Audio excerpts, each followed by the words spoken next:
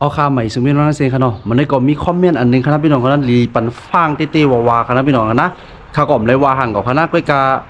เจ้าวางครับพี่น้องของเราป้อมผู้ก็อมผู้เต้ๆวาคณะก้อยกาอมผู้ก็เป็นสังกัดตัววิดีโอโหในครับพี่น้องนะกูรู้เท่าปล่อยคณะป้อพี่น้องของผู้คณะพี่น้องนะ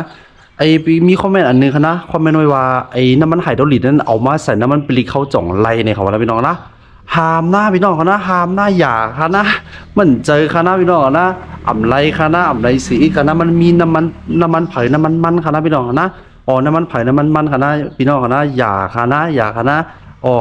มาด้วยค่ะคดีแล้วในพี่น้องเขาก่อนเขาก็ดีกับด้วยก็คายย้อนพังพี่น้องเขานะสังว่าอ่ำพูนเนี่ยเขาตักเขามาถามคาไรคณะพี่น้องนะเขาตอบว่าคณะก็คดีนั้นตอบอินคณะเป็นนะครับพี่น้องนะตักเขามาไว้ไรคณะพี่น้องนะพวกพี่น้องของพูดนะอย่าไปเติมอย่าไปเทียมคณะพี่น้องนะน้ำมันหายดอลีเนี่ยมันเป็นน้ำมันตีเป็นเหมือนจังหวะเป็นแก๊กเป็นยกขึ้นยกลงอ่ะเนาะมันมีแรงดันสูงจังนั้นครับพี่น้องนะ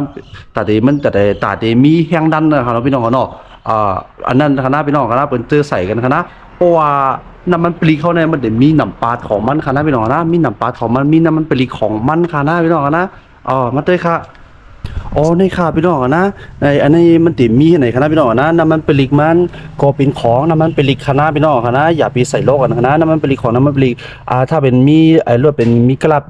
ลาดคณะมันจะมีกระดาษทางอันคณะค่อยกาน้ำมันปิลิกเห็นน้ำมันกระดาษเอาใส่จ้อมกันไหลคณะพี่น้องนะน้ำมันปิลิกน้ำมันกระดาษใส่จ้อมกันอะไรนะน้ำมันกระดาษนั่นคณะพี่น้องนะใส่จ้อมกันไหลคณะ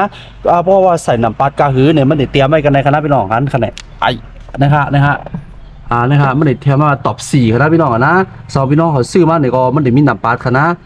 นะครับมันเตรียมไว้กับฟ้าคณะอันนี้เป็นตอบสี่คณะเอาตอบสี่มาใส่คณะเอาตอบสี่มาใส่คณะบางกันก็มีตอบสามเนี่ยคณะพี่น้องนะอ๋อมันเด่มเหมือนกันนะพังนะอย่าไปเอาน้ำมันไฮโดรลิกใส่กันนะงอน้ำมันไฮโดรลิกก็น้ำมันไฮโดรลิกกันนะในรถถ้าเป็นในรถเก๋งในน้ำมันไฮโดรลิกต่ำมีก่อนคณะพี่น้องนะน้ำมันไฮโดรลิกได้ต่ำมีคณะมีแต่น้ำมันปลีกน้ำมันคาดน้ำมันปาวาสีเขาเล่นกันนะกุ้ยกะอันนี้มันเป็นโมตาคณะพี่น้องนะมันเป็นโมตายก็ใจเหตุการณ์ค่ะเราพี่น้องเนาะอ๋อพังกันคณะพี่น้องนะอย่าไปลีลาใส่คณะผมหัวตักมันอะไรครับพี่น้องนะนะครับถ้าเป็นน้ำมันปลีกนะนะครับมีไว้กันในคณะเลยน้ำมันปลีกนะอันนี้เป็นมันปลีกธรรมดาคณะพี่น้องนะเนี่ยเอาในใส่จึงหนึ่งก็ใส่อะไรคณะพี่น้องนะ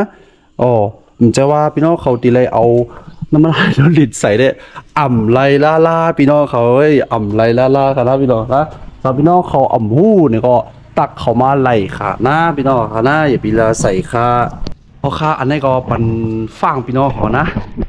สำหรับผู้กับพี่น้องเขาตักเขามาอะไรกันนะตักเขามาอะไรกันนะก็คาก็เลยว่าหังเขาคณะเลยว่าหังก็พวกอ่ำผู้เนี่ยก็ซ้ำอ่ำผู้ตี้คณะเป็นทางค่ะพวกพี่น้องของผู้ยกก็ใครลุ่มล่าลวดเนี่ยก็ตักเขามาอะไรคณะตักเขามาถามค่ะอะไรกันนะสำหรั